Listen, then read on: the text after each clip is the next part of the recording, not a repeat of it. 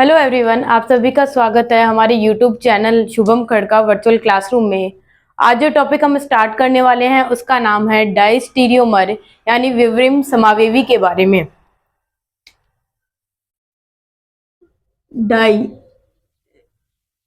Diastereomer ये होते हैं विवरिम समावेवी।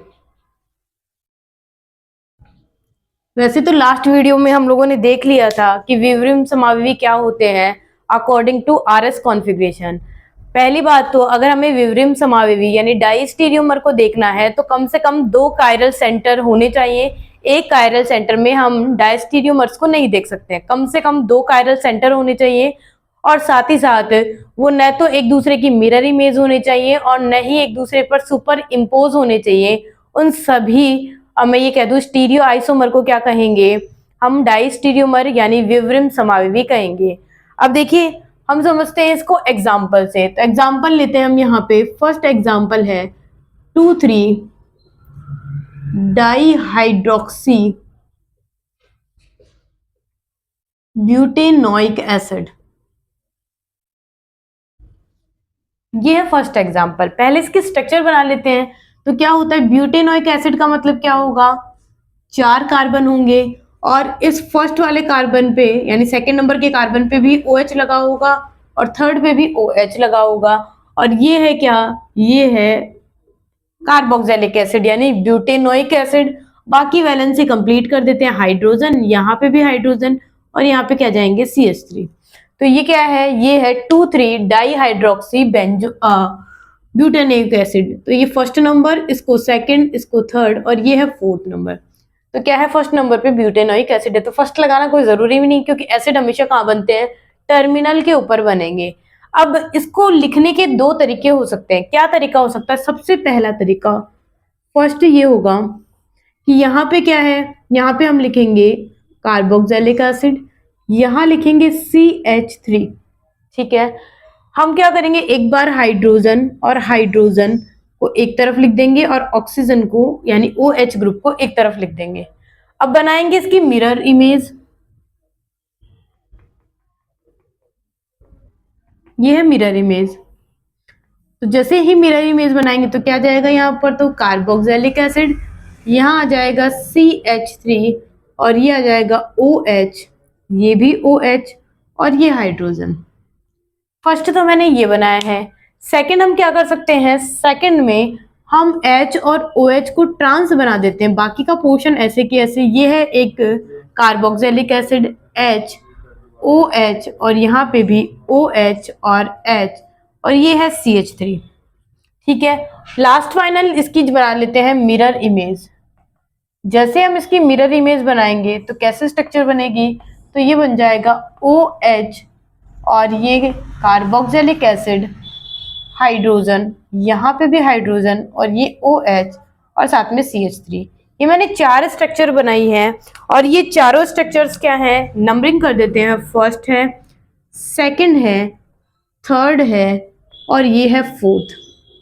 वैसे तो हमने लास्ट वीडियो में पढ़ लिया था कि ऐसे 2 स्टीरियो आइसोमर जो एक दूसरे की मिरर इमेज हो लेकिन एक दूसरे पर सुपर इम्पोज नहीं होने चाहिए। सुपर इम्पोज देखने के लिए हम क्या करेंगे, हम इसमें लगाएंगे POS और COS यानी प्लेन ऑफ सिमेट्री और सेंटर ऑफ सिमेट्री लगाएंगे। अगर आप लोगों ने सिमेट्री एलिमेंट का ये वीडियो नहीं देखा है तो आप जाकर प्लेलिस्ट पर इस वीडियो को देख सकते हैं। तो क्या है कि अगर किसी मॉलिक्यूल में POS या COS प्रेजेंट होगी तो वो एक दूसरे पर सुपर इम्पोज हो पाएंगे। तो ऐसे में वो क्या नहीं कहलाएंगे, वो नॉन सुपर इम्पोज नहीं होंगे यानी एनाइंशोमर नहीं होंगे, वो बन जाएंगे होमोमर।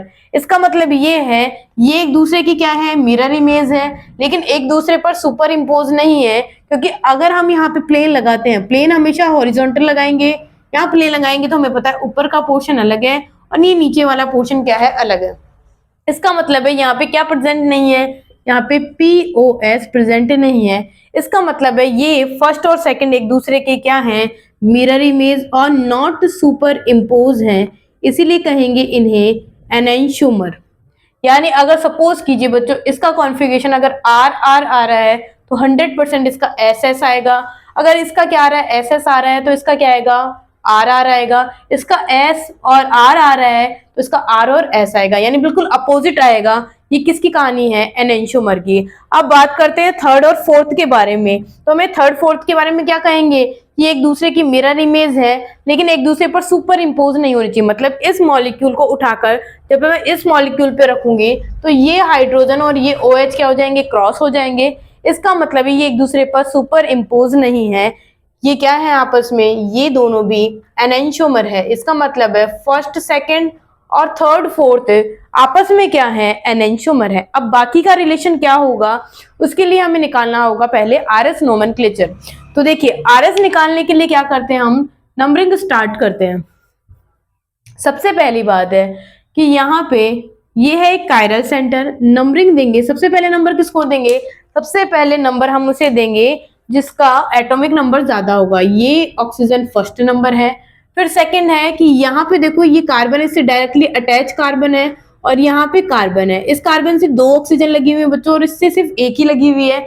इसका मतलब है सेकंड नंबर आप इसे देंगे, थर्ड इसको देंगे और फोर्थ इसको देंगे। रोटेशन कहाँ से करवाएंगे, फर्स्ट से सेकंड और सेकंड से थर्ड। ये एंटी क्लॉकवाइज है और ये क्या है बच्चों, लेफ्ट हैंड साइड में। इसका मतलब इसका रिवर्स हो जाएगा आर। ये हो गया फर्स्ट का नोमेनक्लेचर। सेकंड की बात करते हैं, नंबरिंग किसको देंगे, सबसे पहले इसे देंगे फर्स्ट नंबर, ठीक है। फिर यहाँ पे देखिए इस कार्बन से क्या है, ऑक्सीजन जुड़ी हुई है और इस कार्बन से सिर्फ हाइड्रोजन जुड़े हुए हैं। इसका मतलब है सेकंड नंबर किसको देंगे, ऊपर वाले को, इसको देंगे थर्ड नंबर और इसे देंगे फोर्थ नंबर। रोटेशन करवाते हैं 1 से 2 और 2 से 3 की तरफ रोटेशन करवाएंगे। तो ये रोटेशन कैसा है, एंटी क्लॉकवाइज रोटेशन है। हाइड्रोजन यहाँ है तो ये होगा आर। इसका मतलब है ये दोनों क्या है, आर और आर है। नेक्स्ट बात अभी मैंने कही थी कि अगर इसका कॉन्फ़िगरेशन आर और आर आ रहा है तो और ये क्या है, सेकंड वाले के साथ एनेंशियोमर है, तो ऐसे में इनका कॉन्फ़िगरेशन क्या होगा, इनका कॉन्फ़िगरेशन 100% बच्चों क्या होने वाला है, इसका एस होगा और इस दूसरे वाले का भी क्या होने वाला है, एस कॉन्फ़िगरेशन ही होगा। ये बात हो गई एनेंशियोमर की, तभी ये एनेंशियोमर होंगे। नेक्स्ट बात करते हैं अगले की। तो अगले की ऊपर वाले की बात करें, इसका कॉन्फ़िगरेशन हम ऑलरेडी निकाल चुके हैं, क्या, इसका निकाल चुके हैं आर कॉन्फ़िगरेशन।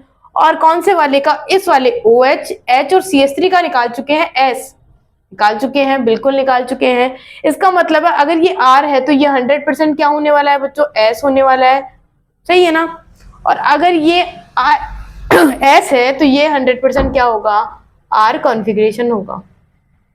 इसका मतलब ये है कि फर्स्ट और थर्ड में रिलेशन की बात करें तो देखो क्या है, आर आर तो सेम है, एक कायरल सेंटर का कॉन्फ़िगरेशन सेम होगा, लेकिन दूसरे या फिर इससे ज्यादा वालों का क्या होगा, डिफरेंट होगा। यानी इसका आर है तो इसका क्या है, एस कॉन्फ़िगरेशन है। इसका मतलब है कि ये जो फर्स्ट और ये कौन है, ये जो थर्ड है, आपस में इनका रिलेशनशिप क्या है, डाइस्टीरियोमर है। अब मैं इन दोनों एग्जाम्पल को ही ले लेती हूँ और समझते हैं, बाकी को मैं रिकॉर्ड देती हूँ इरेज। देखो अगर बात करें इनकी, किसकी, थर्ड और फर्स्ट की बात करते हैं तो देखिए थर्ड और फर्स्ट में हम अगर बात करें, क्या ये एक दूसरे की मिरर इमेज है, क्या एक मिरर लगा के देख लेते हैं, क्या ये आपस में मिरर इमेज है। तो हमें दिखाई दे रहा है ये COH ऊपर है, ये भी सही है, ये फर्स्ट और ये फर्स्ट, ये तो सही है। अब इस हाइड्रोजन पे H और OH, इसका मतलब OH को इधर होना चाहिए था लेकिन ये यहाँ नहीं है।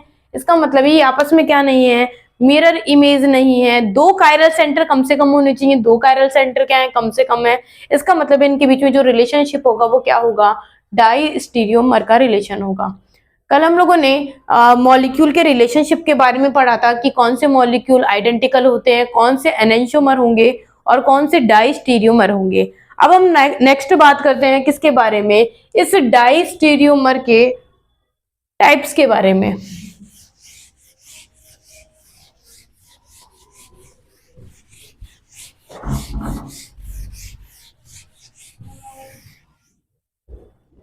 डाइस्टीरियोमर जो होते हैं वो 2 टाइप के होते हैं, टाइप्स ऑफ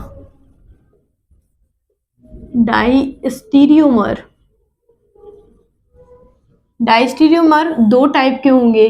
सबसे पहले तो होते हैं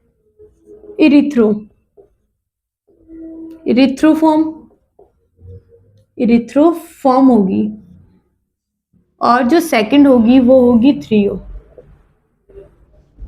थ्रियोफॉर्म। एक होगी इरिथ्रो और एक क्या होगी, थ्रियोफॉर्म होगी। मैं कह दूं इसको, ये है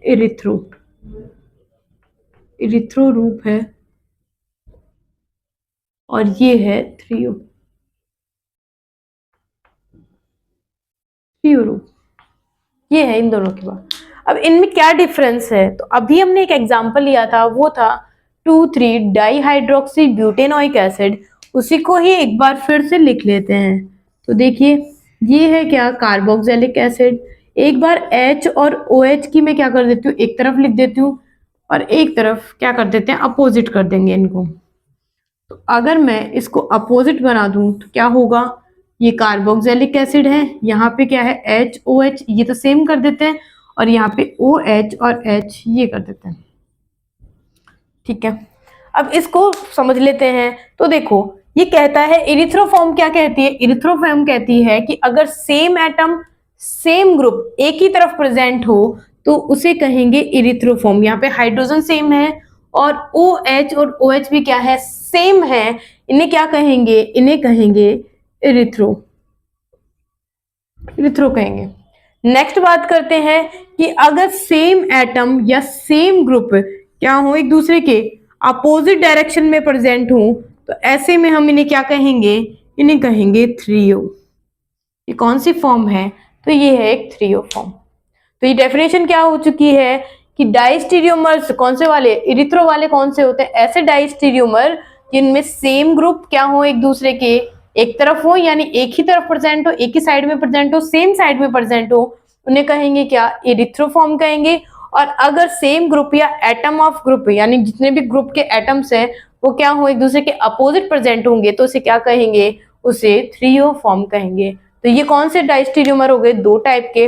अब दो तीन एग्जाम्पल लेते हैं और समझते हैं कौन से थ्रियो होंगे और कौन से इरिथ्रो होंगे।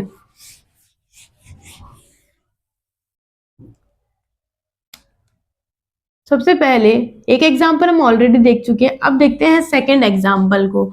सेकंड एग्जाम्पल है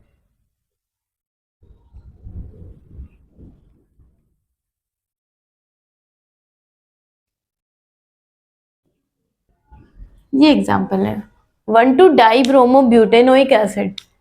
ये है क्या, सॉरी 2,3 डाइब्रोमो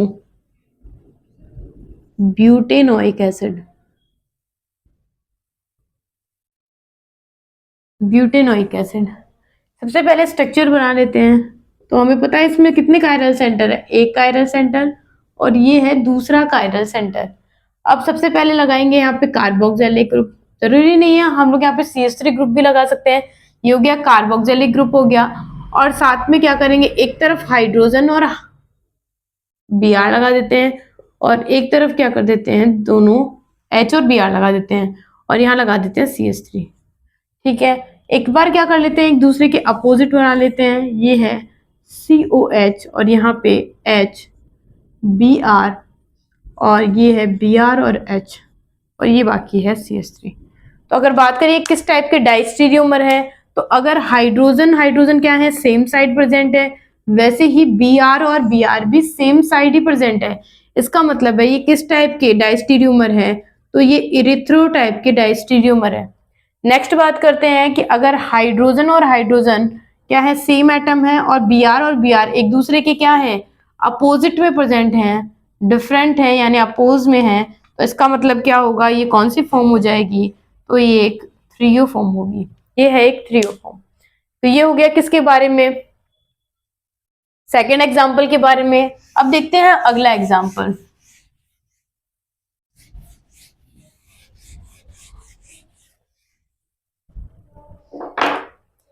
अगला एग्जाम्पल है 2,3 डाइक्लोरो पेंटेन।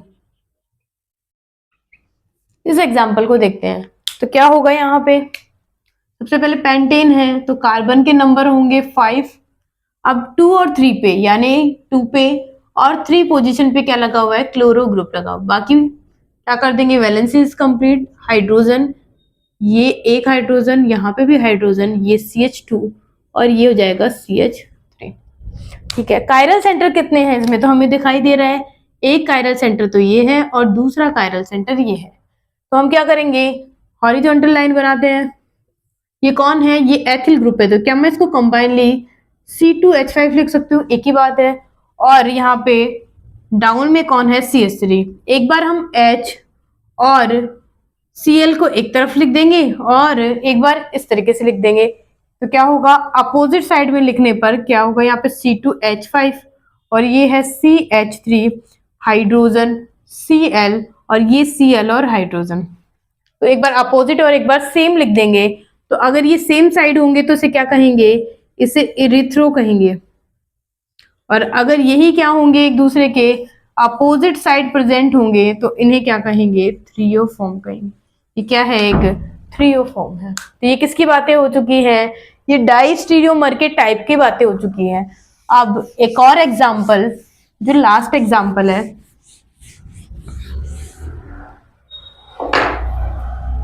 एग्जाम्पल नंबर 4, हम बात करते हैं यहाँ पे इस ग्रुप के बारे में।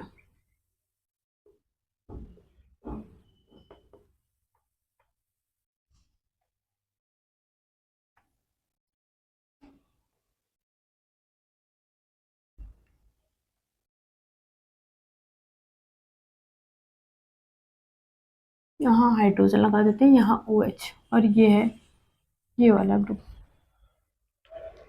ठीक है, करते हैं स्टार्ट। सबसे पहली बात है कि ये कौन से टाइप के, पहला क्वेश्चन ये है कि ये आपस में डाइस्टीरियोमर है या नहीं है, पहला तो। सेकंड क्वेश्चन है अगर है तो इरिथ्रो टाइप के हैं या फिर थ्रियो टाइप के हैं। और थर्ड क्वेश्चन है कि अगर ये डाइस्टीरियोमर नहीं है तो फिर ये क्या है। ये सारे क्वेश्चंस हैं। सबसे पहली बात करते हैं, डाइस्टीरियोमर होने के लिए क्या होना चाहिए कि जब हम इनके बीच में एक मिरर डालें तो ये एक दूसरे की क्या नहीं होनी चाहिए, मिरर इमेज नहीं होनी चाहिए। पहली बात तो हमें पता है कि ये OH और H है, आपस में मिरर इमेज दिखाई नहीं दे रहे हैं, तो ये नॉट मिरर इमेज, ये आपस में क्या नहीं है, मिरर इमेज नहीं है एक दूसरे की। तो आप क्या देखेंगे, हम देखेंगे सुपर इम्पोज होना। उसके लिए हमें लगाना होगा यहाँ पे प्लेन।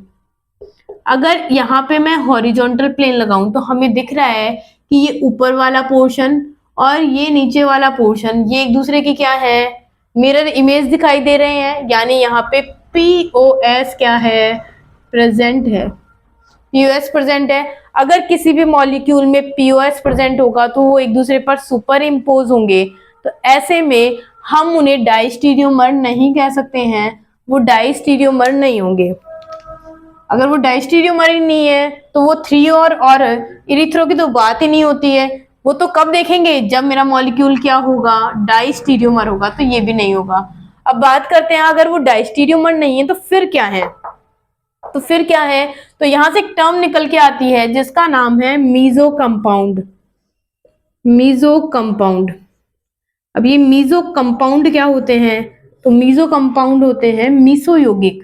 मीसो यौगिक का मतलब एक ये होता है कि ऐसा मॉलिक्यूल जिसके अंदर क्या हो बच्चों, जिस मॉलिक्यूल के अंदर प्लेन ऑफ सिमेट्री प्रेजेंट हो, यानी जिस मॉलिक्यूल के अंदर क्या हो, यहाँ पे प्लेन ऑफ सिमेट्री प्रेजेंट हो और कम से कम 2 कायरल सेंटर हो, तो वो आपस में क्या होंगे, वो होंगे मीजो कंपाउंड। जैसे मैं ये कह दूं, यही एग्जांपल ले लेते हैं जो हमने बनाया था, यहाँ पे कार्बोक्सिलिक एसिड है और यहाँ पे भी सेम वही है, H और OH, और यहाँ पे भी H और क्या है, OH है।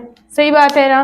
तो इसका मतलब क्या है कि इस मॉलिक्यूल के अंदर क्या प्रेजेंट है, 2 कायरल सेंटर है। सही बात है। और साथ में इसमें क्या प्रेजेंट है, POS भी प्रेजेंट है। इसका मतलब ये कंपाउंड कैसा है, मीजो कंपाउंड। ये डाइस्टीरियोमर नहीं है, क्या है, एक मीजो कंपाउंड है। फर्स्ट वाले की कहानी तो ये हो गई, इस फर्स्ट वाले की। अब बात करते हैं इस सेकंड वाले की। ये मिरर इमेज तो नहीं है, लेकिन अगर मैं इसकी क्या बना दूं, इस वाले की मिरर इमेज बना दूं, तो वो आपस में क्या होने वाले हैं। तो देखो यहाँ पे क्या होगा, यहाँ पे देखो, अगर मैं सेंटर से स्टार्ट करूं तो यहाँ जाएंगे तो कार्बन है, यहाँ गए तो भी कार्बन है, ऊपर की तरफ गए तो कार्बोक्सिलिक एसिड, इधर गए तो भी क्या है, कार्बोक्सिलिक एसिड, फिर इधर की तरफ जाएंगे तो हाइड्रोजन, और इधर की तरफ आए तो भी हाइड्रोजन है। यहाँ पे OH है और यहाँ पे OH है। इसका मतलब इस मॉलिक्यूल में क्या प्रेजेंट है, इसमें सेंटर ऑफ सिमेट्री प्रेजेंट है। इसका मतलब ये है कि ये मॉलिक्यूल किसी भी हालत में क्या नहीं हो सकते हैं, डाइस्टीरियोमर नहीं होंगे। ये कैसे कंपाउंड होंगे, मीजो कंपाउंड होंगे। तो मीजो कंपाउंड की कहानी क्या होगी, ऐसे कंपाउंड जिनमें कम से कम 2 कायरल सेंटर हो और उसमें POS प्रेजेंट हो या फिर COS यानी सेंटर ऑफ सिमेट्री प्रेजेंट हो, वो सारे कंपाउंड कैसे होते हैं, मीजो कंपाउंड होते हैं। तो आज हम लोगों ने पढ़ा किसके बारे में, डाइस्टीरियोमर के बारे में, कि डाइस्टीरियोमर होते क्या हैं, उनके टाइप के बारे में, और अगर कोई मॉलिक्यूल डाइस्टीरियोमर नहीं है तो और कौन सी पॉसिबिलिटी होती है, तो वो कौन से कंपाउंड होंगे, मीजो कंपाउंड होंगे। आई होप आपको ये वीडियो समझ में आया होगा। इसमें सबसे ज्यादा हमने यूज किया है RS नोमेनक्लेचर को। अगर आपको RS नोमेनक्लेचर अगर वीडियो को अभी तक नहीं देखा है तो आप प्लेलिस्ट में जाकर पहले इस RS नोमेनक्लेचर के वीडियो को देखिए, समझिए, उसी के बाद ये आगे का टॉपिक समझ में आएगा। आई होप आपको ये वीडियो पसंद आया होगा। तो अगर आप लोगों ने अभी तक हमारे वीडियो को लाइक नहीं किया है तो आप हमारे वीडियो को लाइक करें, हमारे चैनल को सब्सक्राइब कीजिए। धन्यवाद।